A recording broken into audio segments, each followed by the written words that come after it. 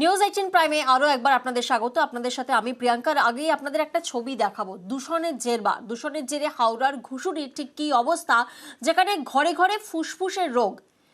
বালি বিধানসভার শিল্পাঞ্চল এলাকা ঘুষুরি, যেখানে বছরের পর বছর ধরে এই এলাকায় দূষণের দাপাদাপি।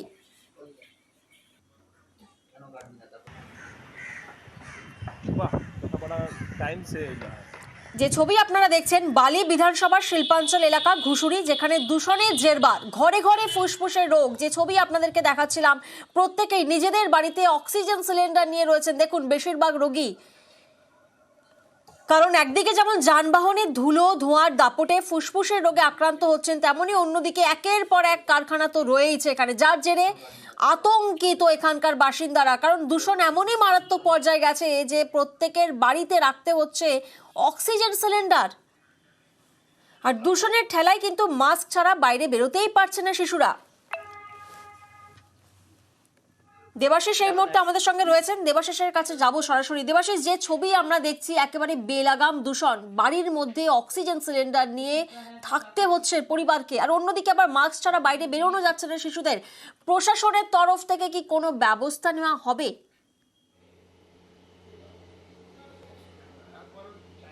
দেখো, প্রশাসনের তরফ থেকে যে ব্যবস্থা নেওয়া হয়নি তা কিন্তু প্রমাণ করছে এই ইন্ডেক্স বা এই পরিস্থিতি। তার কারণ 3 থেকে 4 বছর আগেই হুয়ের তরফ থেকে কিন্তু একটি বার্তা দিয়ে দেওয়া হয়েছিল, যেখানে বলা হয়েছিল এই মুহূর্তে ঘুষুরি হচ্ছে সবচেয়ে পলিউটেড এরিয়া, যেখানে কলকাতা বা পশ্চিমবঙ্গের মধ্যে।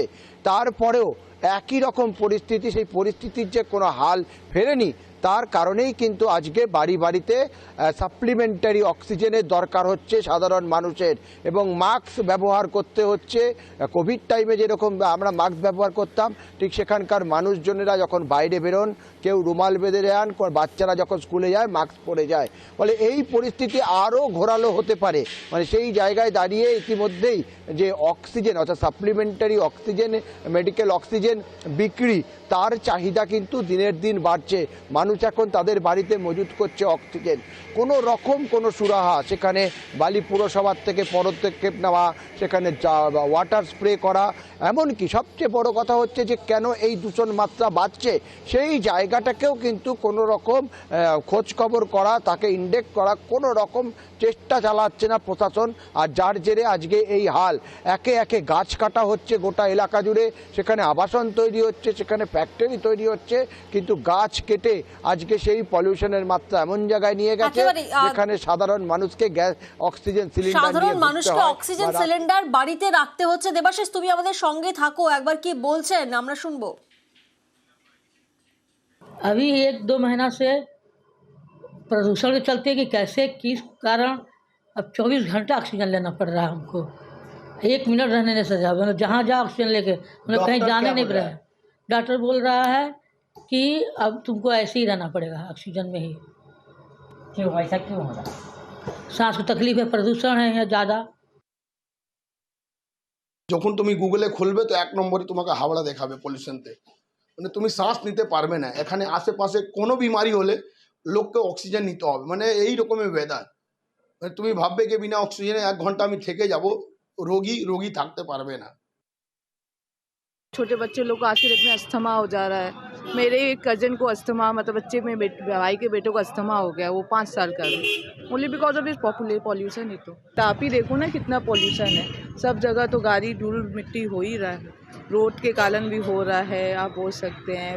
गाड़ी इतना सारे हो गए हैं, उसका पॉल्यूशन हो सकता है।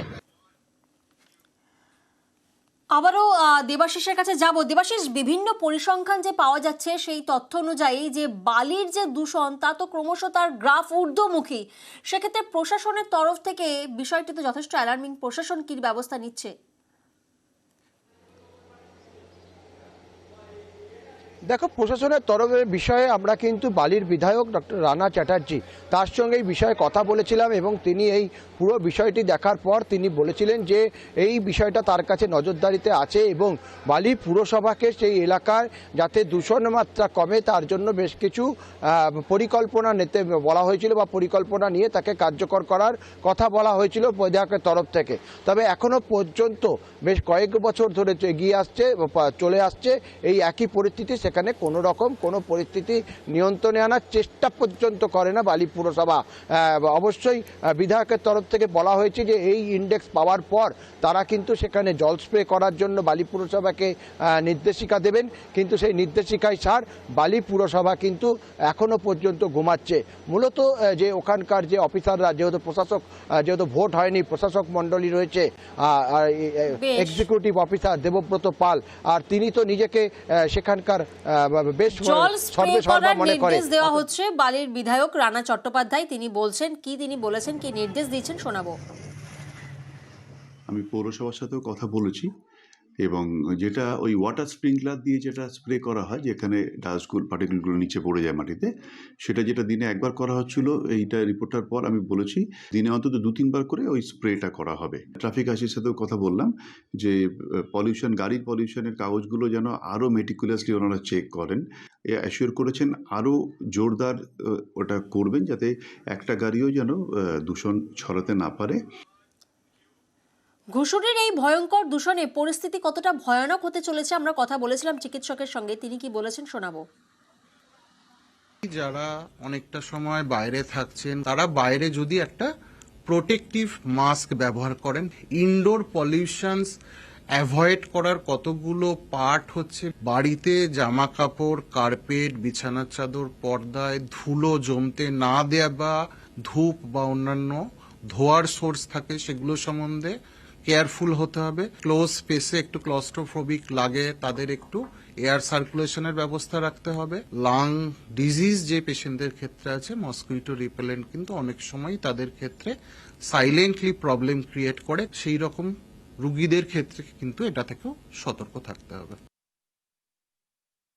সলিউশন আছে যে এখানটাকে বড় বড় আয়োনাইজার বসে যেমন চীনে করেছিল, যে ধুলোগুলো উঠছে বা যে গ্যাসগুলো উঠছে সেখানটা অ্যারেস্ট করা এবং মাটির নিচে পাঠিয়ে দেওয়া। পাশেই গঙ্গা, যেটাকে আমরা হেরিটেজ রিভার বলছি, সমস্ত ঘুষুরির এই যে দূষণ সব গঙ্গার জলে মিশছে, তাতে জীববৈচিত্র্য নষ্ট হচ্ছে। এখন যা সময় এসছে ওইখান থেকে ওই প্রসেসিং ইউনিটটা, যেটা জাঙ্ক মেটাল প্রসেসিং ইউনিট, সেটা ওখান থেকে সরিয়ে দেওয়া উচিত। কারণ একটা হচ্ছে গঙ্গার ধারে, আর একটা হচ্ছে ওর হাওয়াটা এসে কলকাতাকে দূষিত করছে।